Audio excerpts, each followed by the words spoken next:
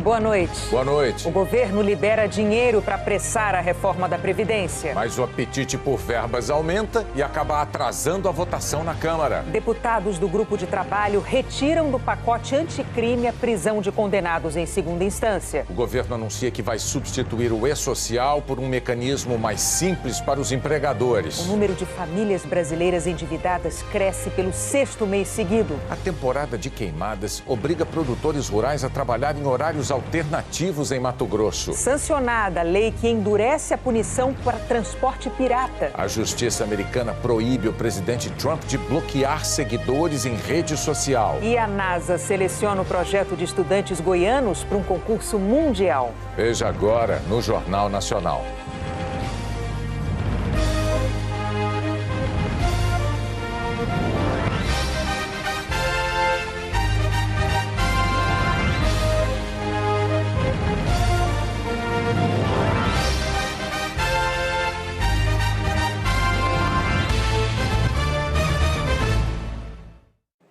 A tentativa do governo de garantir apoio na Câmara para aprovar a reforma da Previdência acabou retardando a votação que estava prevista para hoje. A liberação de dinheiro para emendas de parlamentares nos últimos dias aumentou o apetite por verbas. As 37 portarias estão no Diário Oficial de ontem. O governo empenhou mais de R$1 bilhão em emendas parlamentares vinculadas à área da saúde, o que garante a liberação do dinheiro. A Associação Contas Abertas fez o cálculo. Só nos primeiros 5 dias de julho foram empenhados, o governo vai ter que pagar R$2 bilhões e 500 milhões em emendas, valor superior ao empenhado durante todo o primeiro semestre deste ano, R$1 bilhão e 700 milhões de reais. O deputado Mauro Lopes, do MDB, comemorou o fato de o governo estar pagando promessas. O governo está cumprindo o compromisso e isso é importante para o país. É uma ação do Poder Executivo, né?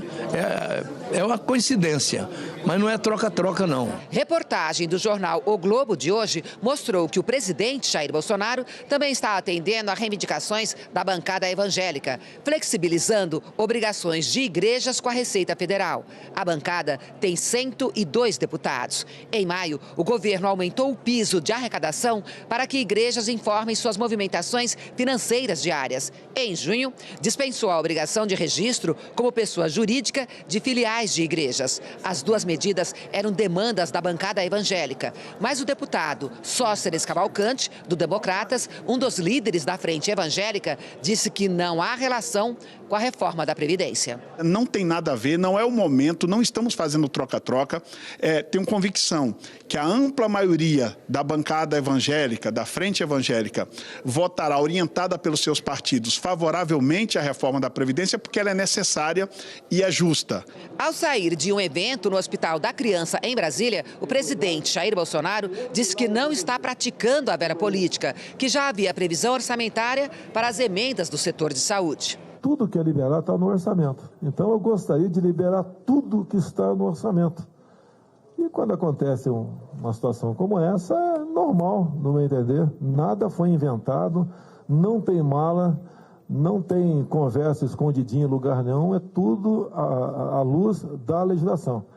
É isso que deve estar acontecendo. A velha política é dar aquilo que vocês sabem que se dava no passado. Estamos no mesmo barco, nós, o Legislativo. O presidente também disse que nunca é tarde para se desfazerem possíveis injustiças no texto da reforma. Perguntado se seriam necessários ajustes para policiais federais, voltou a dizer que a categoria não é privilegiada e que pode ficar fora do atual texto. O que chegou ao meu conhecimento é que essas classes, voltadas para a segurança pública, deverão sair da proposta de emenda à Constituição e compor uma lei complementar, tão logo seja promulgada essa emenda à Constituição. Mas a líder do governo no Congresso disse que não haverá mudanças para beneficiar as categorias da segurança pública. Os policiais, no texto que nós temos, já estão beneficiados.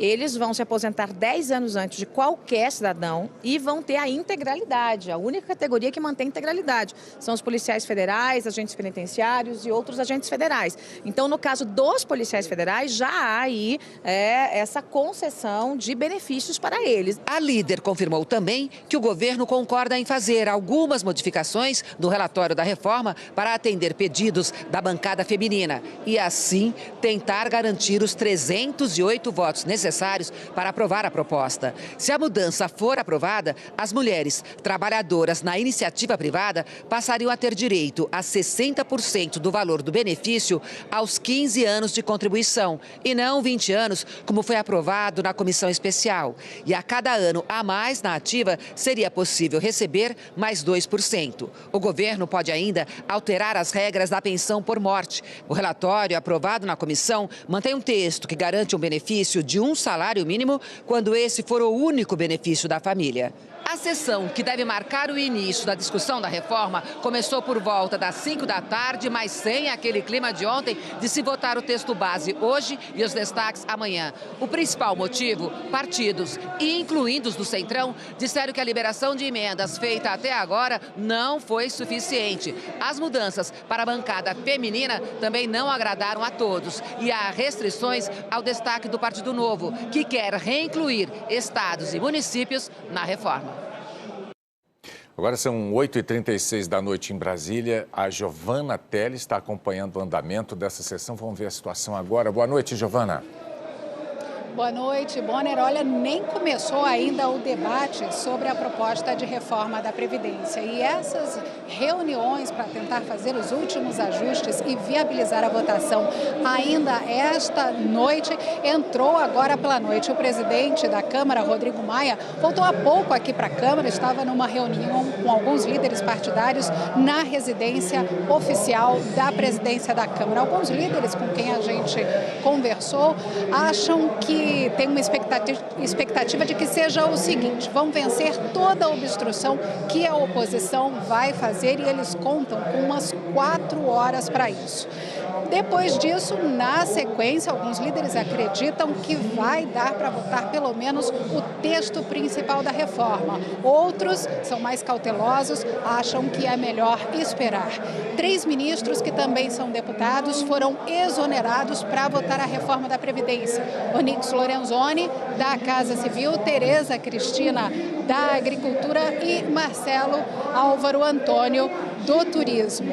Mesmo sem ter votado ainda o texto base, os deputados negociam emendas, negociam destaques. Uma emenda que foi apresentada há pouco vai tentar incluir apenas os municípios nessa reforma da Previdência. Líderes dizem que tem a simpatia do governo e essa emenda estaria ganhando mais apoio entre os deputados. Agora há pouco, o presidente Rodrigo Maia falou o que espera desta sessão. Vamos ver. Hoje teremos uma longa noite. Vamos até o encerramento da discussão da matéria. Pelo menos. Isso, na minha projeção, é 2, 3 horas da manhã. O Datafolha divulgou hoje pesquisa sobre a opinião dos brasileiros em relação à reforma da Previdência. O levantamento mostra que cresceu o apoio à reforma. A margem de erro é de 2 pontos percentuais, para mais ou para menos. No início de abril, 51% dos brasileiros se diziam contrários à reforma da Previdência. Agora, em julho, esse número caiu para 44%. A parcela dos brasileiros que apoiam a reforma da Previdência subiu de 41% em abril para 47% em julho, ficando numericamente acima da parcela dos contrários. Dentro da margem de erro de 2 pontos percentuais para mais ou para menos, há um empate técnico. Em abril, 7% não sabiam ou não responderam, e agora 6%. E o percentual de brasileiros indiferentes à reforma passou de 2% para 3%. O Datafolha ouviu 2.086 pessoas em 130 municípios nos dias 4 e 5 de julho. O nível de confiança da pesquisa é de 95%. O governo anunciou que vai substituir o E-Social, o sistema que registra informações sobre empregados e obrigações trabalhistas. O E-Social foi criado para reunir dados trabalhistas, fiscais e previdenciários de trabalhadores. É usado pelo empregador doméstico e por empresas, mas sempre foi alvo de muita reclamação. O secretário especial de Previdência e Trabalho, Rogério Marinho, disse que o E-Social será substituído por 2 outros sistemas mais simples, um da Receita Federal e outro de Trabalho e Previdência.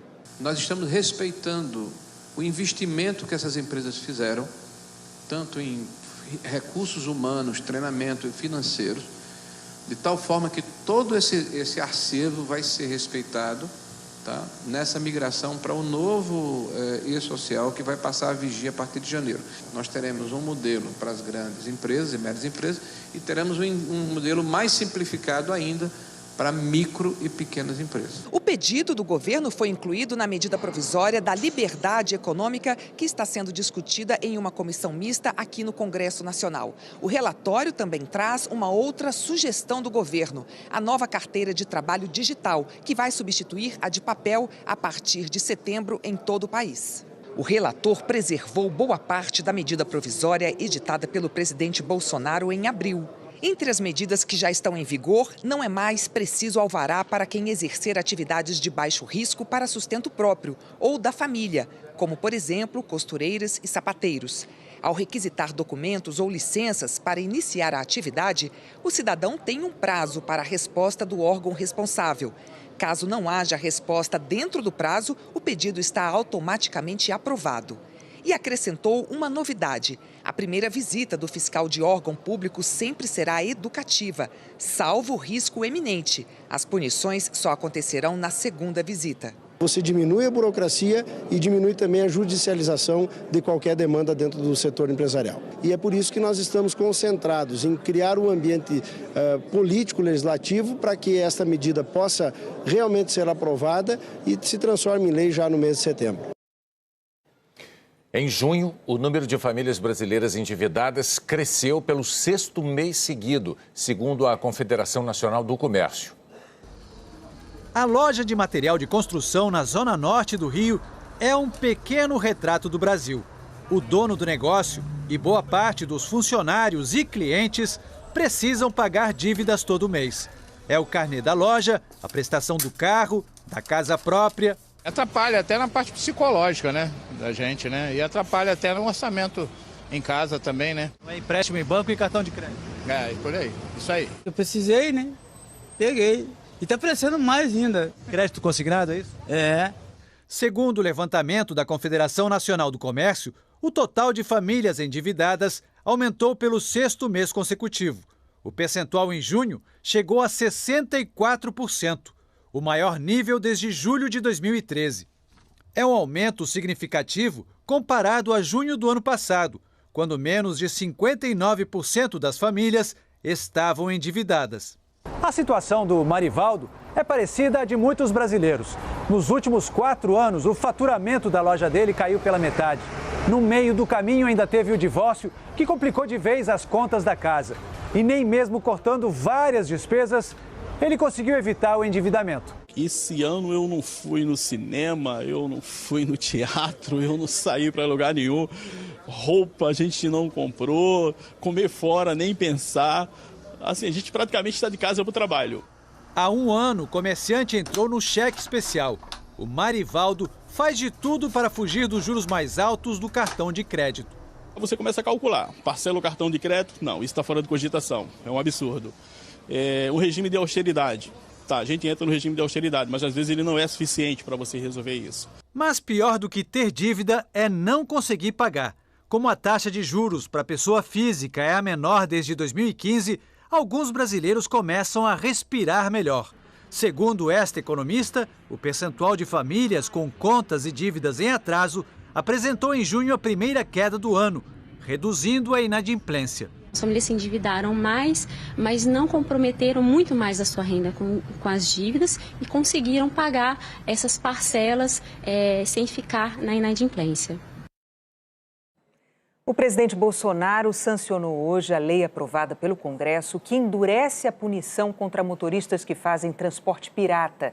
As mudanças entram em vigor em 90 dias. O transporte remunerado de pessoas, que hoje é infração média, passa a gravíssima, com 7 pontos na carteira e multa de R$ 293,47.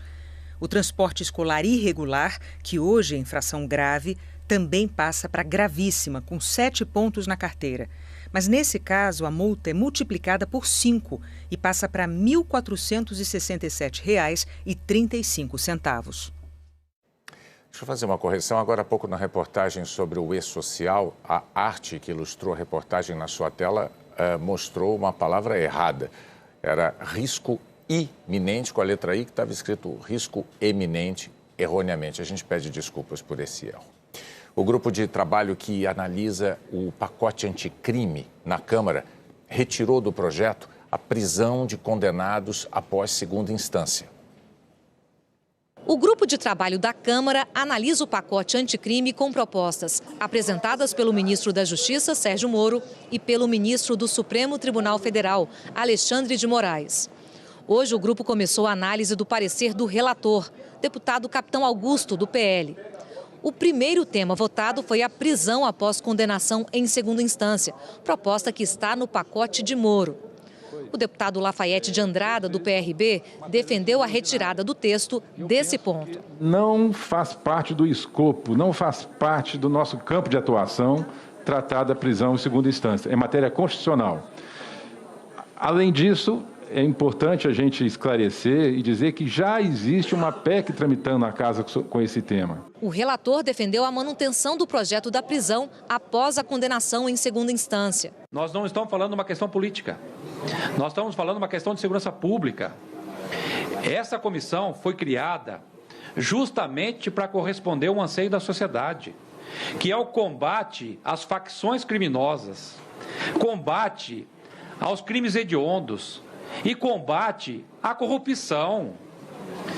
Você negar a condenação, a prisão após a condenação em segunda instância, é você praticamente acabar com o principal desse pacote, que vem para modernizar e vem para endurecer a legislação penal. Não estamos falando nada, absolutamente nada de inconstitucional nisso aqui.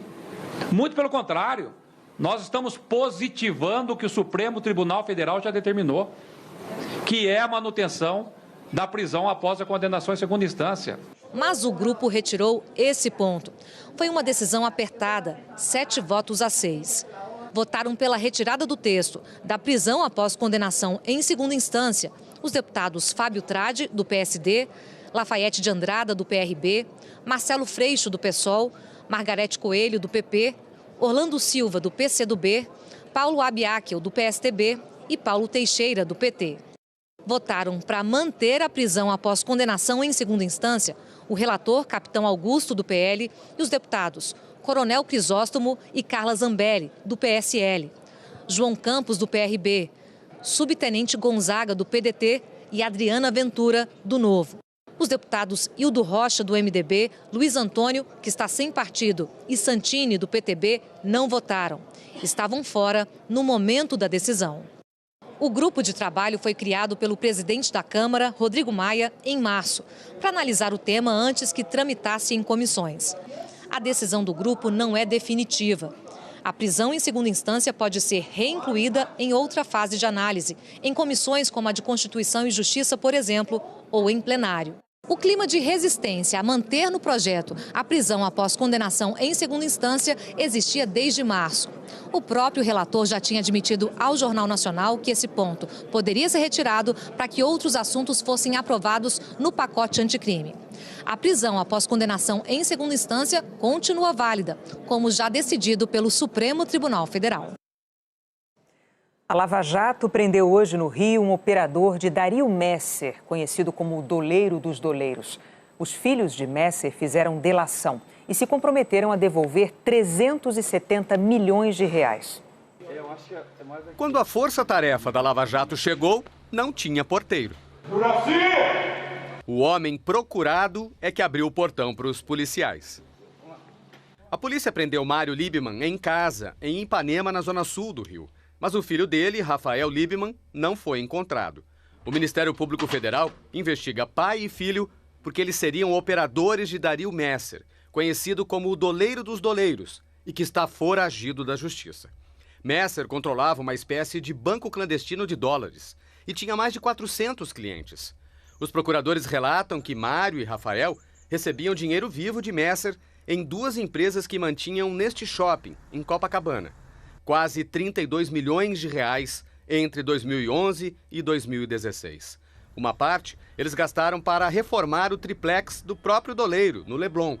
Com o restante, compraram pelo menos 18 imóveis no Rio e em São Paulo. Os investigadores dizem que eram operações para lavar dinheiro. A empresa imobiliária estava em nome deles, né? Então eles eram sócios e ao mesmo tempo laranjas do Dario. E o Dario ganharia por fora alguma coisa sendo distribuída para ele. O filho de Mário Lieberman se casou com a filha de Dario Messer, por isso eles se aproximaram.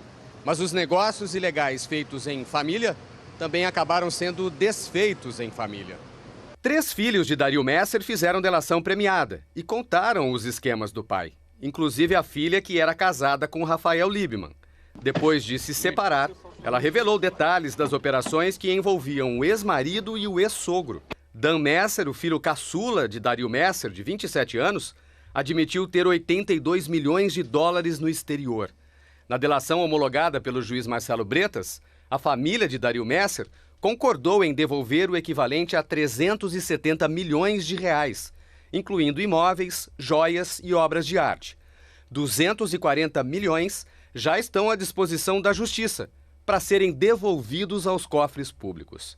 Os filhos se comprometeram a não ter mais contato com o pai e ainda contar onde Dario Messer está escondido, se souberem. O que ficou claro é que o nome Messer pesou demais na vida deles, já um nome ligado à atividade ilícita de crimes financeiros e crimes de câmbio ilegal, evasão de divisas e lavagem de dinheiro há mais de 20 anos.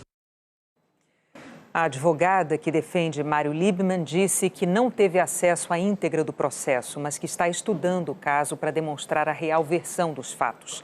Nós não conseguimos contato com as defesas de Dario Messer e de Rafael Lieberman, que a Polícia Federal já considera foragido. A seguir, a Justiça americana proíbe o presidente Trump de bloquear seguidores em rede social. A NASA seleciona um projeto de estudantes goianos para um concurso mundial. A Justiça de Minas Gerais determinou a primeira condenação da Vale pelo rompimento da barragem da mineradora em Brumadinho. A sentença determina que a Vale repare todos os danos causados. O juiz não fixou um valor, alegando que as consequências do desastre ainda não são possíveis de se calcular, mas manteve o bloqueio de 11 bilhões de reais da mineradora. A Vale declarou que a decisão reconheceu a cooperação da mineradora com todas as ações ajuizadas e que dos 11 bilhões a Justiça permitiu a substituição de 5 bilhões de reais por outras garantias financeiras. A Vale reafirmou ainda o compromisso com a reparação de forma rápida e justa dos danos causados às famílias, às comunidades e ao meio ambiente. Depois de uma reunião com o ministro de Cooperação Econômica da Alemanha, o ministro do Meio Ambiente, Ricardo Salles, disse hoje que a extinção do Fundo Amazônia está mais longe. O presidente Jair Bolsonaro fez uma visita surpresa ao ministro do Meio Ambiente, Ricardo Salles. Chegou bem na hora em que ele estava reunido com o governador do Amazonas. O assunto principal foi o Fundo Amazônia, que foi criado há 11 anos para custear preservação, monitoramento e combate ao desmatamento. Já recebeu mais de 3 bilhões e 400 milhões de reais em doações da Noruega e da Alemanha. Mas, desde maio, os dois países vêm ameaçando suspender a ajuda. Não concordam com propostas de mudanças nas regras do fundo propostas pelo governo, como, por exemplo, usar o dinheiro para indenizar ruralistas por desapropriações de terras em unidades de preservação. O ministro da Cooperação Econômica e do Desenvolvimento da Alemanha, Gerd Müller, esteve hoje com o ministro Ricardo Salles. O alemão saiu da conversa e deu uma entrevista em tom de otimismo e conciliação. Segundo ele, porque Salles afirmou que não vai sair do Acordo de Paris, tratado internacional sobre mudanças climáticas. A postura do Brasil vem sendo criticada pelos europeus. O ministro alemão disse, com a ajuda de uma tradutora, que quer continuar a parceria com o Brasil. Estou feliz que o Brasil confirma a implementação do Acordo de Paris. Amanhã nós vamos ver os projetos, conversar também sobre as causas indígenas e queremos continuar a parceria com o Brasil. O tom do ministro brasileiro também mudou. Na semana passada, depois de mais uma reunião sobre o Fundo Amazônia, Salles e os embaixadores da Noruega e da Alemanha chegaram a dizer que o fundo poderia acabar. Hoje, Salles anunciou que estão num processo de ajustes. Potencialmente, a gente tem diversas opções, mas o que nós vemos aqui hoje na reunião, e foi uma reunião muito boa, foi a convergência de que melhores práticas e mais recursos e um engajamento maior de todos nós deve ser a solução mais provável. E a postura do ministro alemão foi muito positiva, no sentido de construir soluções, construir pontes, fazer com que realmente haja essa estratégia conjunta. E é o que nós propomos desde o começo. Então não há divergência nenhuma. O fim do fundo está mais longe como parecia uma semana atrás. Aparentemente, sim. E o tema foi parar no Congresso. A Comissão de Transparência, Governança, Fiscalização e Controle e Defesa do Consumidor do Senado aprovou um requerimento ao Tribunal de Contas da União. Quer que seja feita uma auditoria nos contratos financiados pelo Fundo Amazônia. A temporada de queimadas deste ano começou mais cedo em Mato Grosso. É de longe a época do ano em que os bombeiros mais trabalham. Mato Grosso lidera o ranking nacional de queimadas. Neste ano, os incêndios aumentaram 40% na comparação com 2018. De janeiro a março choveu bem menos do que o que era esperado. Então, desde o início do ano, nós temos encontrado condições de seca já, aqui no nosso estado. O Batalhão de Emergências Ambientais entra em prontidão sempre que o clima atinge a chamada regra dos 30. A temperatura está acima dos 30 graus, a umidade relativa do ar abaixo de 30%, ventos acima de 30 km por hora e num período que está há mais de 30 dias sem chuva, a gente emite um alerta de risco de incêndio. A maioria das queimadas começa nas lavouras e se alastra para as florestas pelo vento. Os incêndios controlados para limpar áreas de plantio são proibidos a partir de 15 de julho, mas os produtores rurais já iniciaram os esquemas de prevenção. Tem um armazém responsável para divulgar a notícia. Então, a fazenda que é acometida pelo incêndio, ela passa uma mensagem para esse armazém e o armazém chama os vizinhos para que venham ajudar no combate. Todo mundo para a colheita e concentra todos os esforços naquela propriedade para tentar conter o incêndio. Esse ano, muitos agricultores anteciparam uma prática que geralmente só acontece no final de julho ou início de agosto: mudar o horário da colheita. Nessa fazenda, a colheitadeira vai para a lavoura só à noite, para evitar o risco de incêndio. É que nesse horário a temperatura e o vento diminuem e a umidade se eleva, torna o trabalho mais seguro. A cada 1h30, uma pausa. Dá uma verificada, ver se não tem algum rolamento esquentando, palha em cima do motor, se está limpo, para que não correr risco de fogo. Perto da colheita fica um tanque com 15 mil litros de água. Colher à noite custa mais caro por causa do adicional noturno pago aos trabalhadores. Mas a Aline não lamenta. Todo o nosso trabalho do ano inteiro está aqui. É melhor investir um pouquinho mais, A gente disponibilizar um pouquinho mais dos nossos recursos, mas a gente conseguiu usufruir de todo o benefício que a produção nos traz, A Maju já falou desses alertas de secura em algumas cidades brasileiras. Vamos ver agora como vai ser a quarta-feira, segundo os meteorologistas. Oi, Maju, boa noite. O que você destaca para a gente? Renata, boa noite para você, para o Bonner e para todos. Renata, vai ser mais um dia com predomínio de sol em grande parte do país e de ar seco. É por isso que as queimadas começam a virar notícia. Mato Grosso é o estado líder em queimadas, como destacou aí a reportagem. Em seguida vem Roraima e Tocantins. E o Brasil lidera o grupo de países sul-americanos com maior número de queimadas, atrás da Venezuela e da Colômbia. Na maioria dos casos, as queimadas são causadas por ação humana, aquela bituca de cigarro jogada na mata seca, por exemplo. E essa massa de ar seco que está rondando o país contribui para o fogo se alastrar. E é alto risco de incêndio em toda essa área vermelha aqui do mapa. E também essa massa derruba a umidade relativa do ar. Ela cai drasticamente, os índices podem ficar abaixo de 30%, 20%, 15%, quando o ideal é algo em torno aí dos 60%. Chuva só no extremo norte do país e em parte do nordeste. Aracaju e Maceió ainda devem ter uma quarta-feira bem molhada. E tem também, Renata, aviso de ressaca entre o litoral de Sergipe e da Bahia até Ilhéus. E as temperaturas, Maju, aquele friozinho todo já foi embora? Ainda não totalmente, mas, Renata, eu vou começar pelas mais altas. Segura essa aqui, 35 de máxima em Palmas, 34 em Teresina, 32 em Rio Branco, 34 lá em Cuiabá, 30 em Campo Grande, que é a mesma máxima de Goiânia, só que Goiânia o dia começa com 13 graus, Brasília amanhece com 11. O dia começa com 12 graus aí no Rio de Janeiro, ainda frio, à tarde faz 27, Vitória com 13 e 25, BH e São Paulo amanhecem com 10 e tem 23 graus de máxima.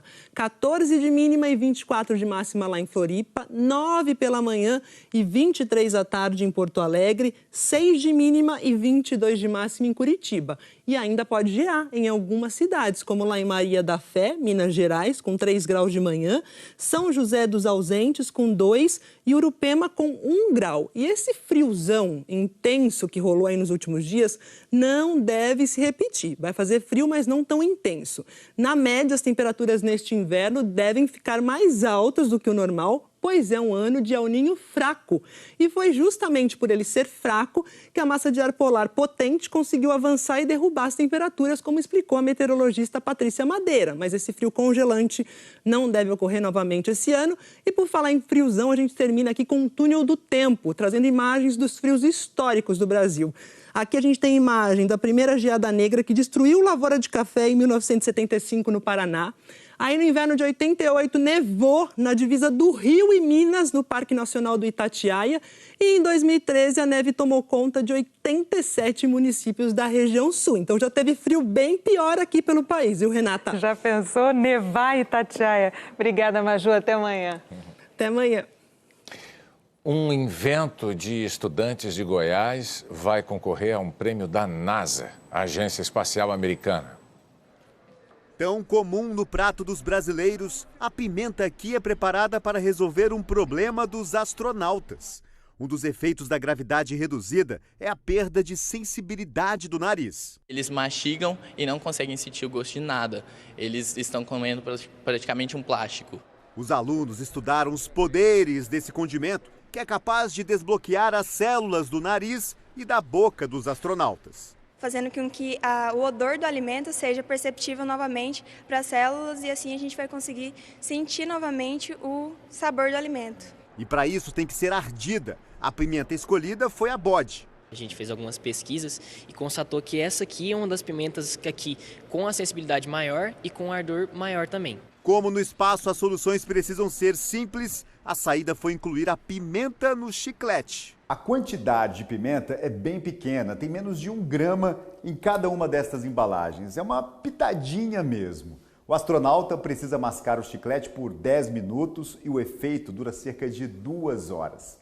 A turma preparou 2 sabores, tem o de menta e também o de barbecue, que dá um gostinho de churrasco. Testes no laboratório da Universidade Federal de Goiás ajudaram os alunos do curso de ensino médio do SESI de Goiânia a encontrar a dose certa.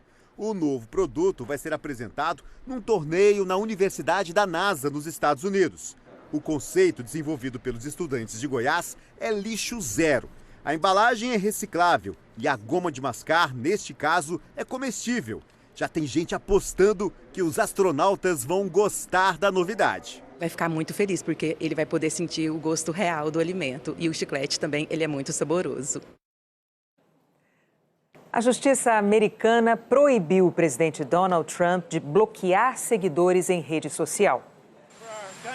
Donald Trump não pode ter os dois lados da moeda. Se fosse um cidadão comum usando o Twitter, teria o direito de bloquear os seguidores que o incomodam. Mas ele usa a rede social para anunciar decisões políticas, fazer comentários sobre a presidência e criticar os adversários. Um grupo de pessoas bloqueadas por Trump entrou com uma ação na justiça em 2017 e ganhou em primeira instância.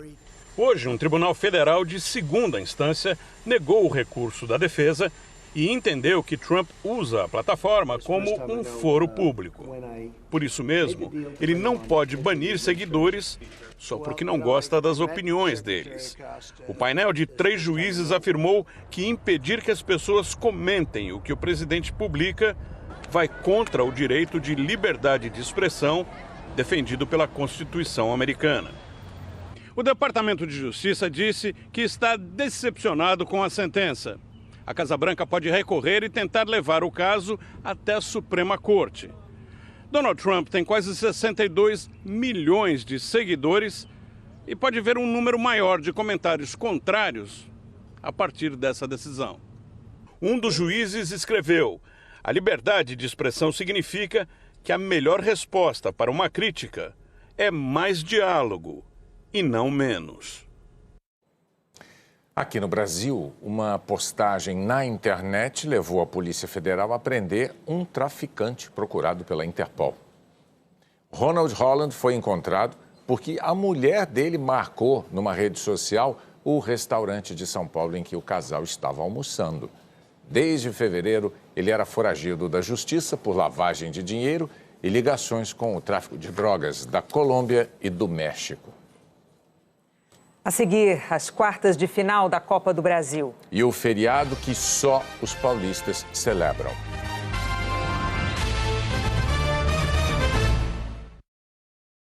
Nesta terça-feira, os moradores de São Paulo tiveram um dia mais tranquilo.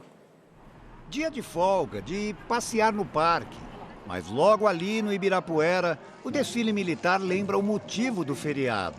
Antigas batalhas com fardas mais ou menos assim. São Paulo existe há mais de 100 anos.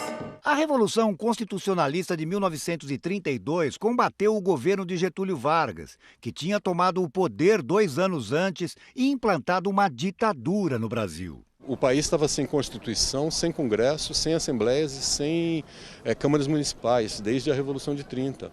Houve levantes também no Rio Grande do Sul, em Mato Grosso, na Bahia. Logo sufocados, São Paulo resistiu. Foram quase 3 meses de confrontos, com estimativas de mais de 1.000 mortos entre militares e voluntários paulistas e outros tantos nas tropas do governo federal. Oficial reformado da Aeronáutica, seu Caetano, de 95 anos, conta o que viu aos 8, na fazenda da família. De vez em quando, uma bala batia no chão e levantava poeira. Meu pai fez uma bala para a gente se abrigar daquele local. Filho e neto de combatente, seu Edson cultua lembranças. Meu avô comandou o primeiro combate da Revolução de 32, dia 12 de julho, na cidade de Cunha. Minha mãe trabalhou na retaguarda. Gente bem mais jovem também vestiu as cores daquele movimento hoje. O Jaime é civil, mas até veio fardado. Nós somos fã da Revolução, então hoje é o nosso dia. Capacete original da época, com esta inscrição. Aqui, oferta do povo paulista ao soldado da Constituição. Capacetes feitos por uma fábrica de panelas que aderiu ao movimento. Outras indústrias produziram fardas e até peças de artilharia. A oposição ao governo, que começou pelas elites do campo e das cidades, foi abraçada por grande parte da população. A mobilização incluiu a arrecadação de dinheiro, de joias e outros objetos de ouro que eram doados pelas famílias, tudo para financiar o esforço de guerra. Falando nisso, São Paulo chegou a ter até uma moeda própria. Este endereço, que era de uma gráfica e hoje é de um centro cultural, virou a Casa da Moeda Paulista. As notas homenageavam figuras nacionais como Rui Barbosa e o Duque de Caxias, mas também os bandeirantes Fernão Dias Paz e Domingos Jorge Velho.